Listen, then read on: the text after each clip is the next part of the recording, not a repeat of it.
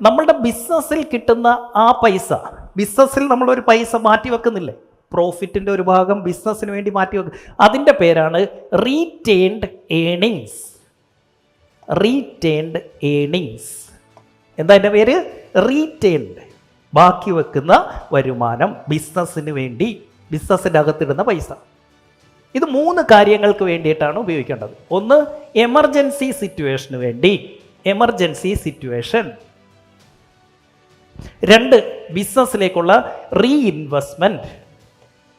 ഇപ്പം നമുക്കൊരു സോഫ്റ്റ്വെയർ വേണം, അല്ലെങ്കിൽ നമുക്കിപ്പോൾ ഒരു CRM മേടിക്കണം, അല്ലെങ്കിൽ നമ്മളുടെ ഓഫീസിലേക്ക് കുറച്ച് ആക്സസറീസ് അല്ലെങ്കിൽ സിസ്റ്റം മേടിക്കണം, അല്ലെ സ്റ്റാഫ് വേണം, കുറച്ചുകൂടെ പ്രീമിയം ആയിട്ടുള്ള നല്ല ടൈപ്പ് എംപ്ലോയീസ് വേണം.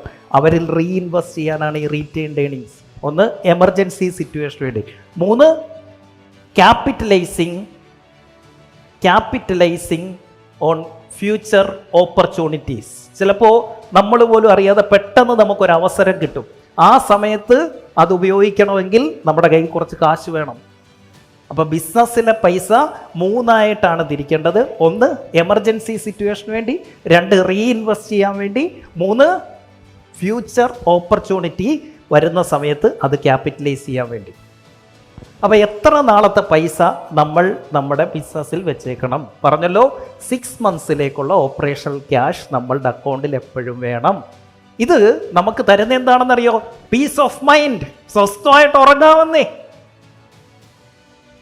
6 മാസത്തേക്കുള്ള അപ്ഫ്രണ്ട് ചിലവ് ചെയ്യാനുള്ള ബഡ്ജറ്റ് അനുസരിച്ചിട്ട് അടുത്ത 6 മാസത്തേക്ക് ചിലവാക്കാനുള്ള പൈസ നമ്മുടെ കയ്യിലുണ്ടെങ്കിൽ പീസ് ഓഫ് മൈൻഡ്, ഉറങ്ങാം. ഉറക്കമില്ലാതെ പിന്നെ എന്തുണ്ടാക്കിയിട്ട് എന്ത് കാര്യം? ഇവിടെ എന്തായി? We become less needy. നമ്മളല്ല ആവശ്യക്കാർ, അവൻ ആവശ്യക്കാരനായി മാറും. Always remember, business is not going to be good forever. എക്കാലവും ഈ ബിസിനസ് ഇതുപോലെ തന്നെ പോകുമെന്ന് വിചാരിക്കരുത്.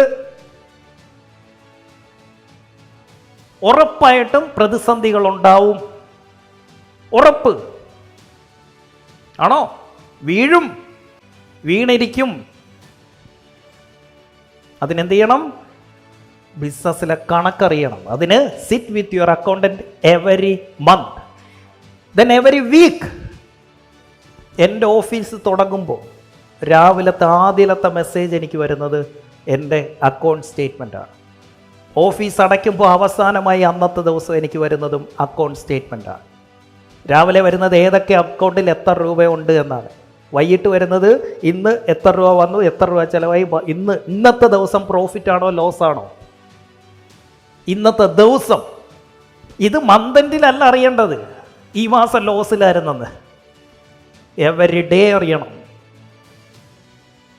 അതിന് നമ്മുടെ തലയിലെ ഈ സെയിൽസ് തലയിൽ കിടക്കുന്നവരുടെ തലയിൽ കണക്ക് കയറത്തില്ലെന്ന്.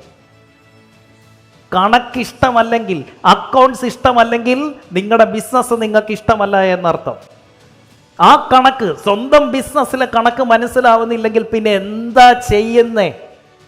പിന്നെ നിങ്ങൾ എന്തായി ചെയ്തുകൊണ്ടിരിക്കുന്നത്? അവിടെ നമ്മളൊരു അസംഷനിൽ, ഊഹത്തിലേക്ക് അങ്ങ് പോകും. അത് സ്റ്റോക്കിലുണ്ട് സാറേ. ഏത് സ്റ്റോക്കിൽ? ഏത് സ്റ്റോക്കിൽ?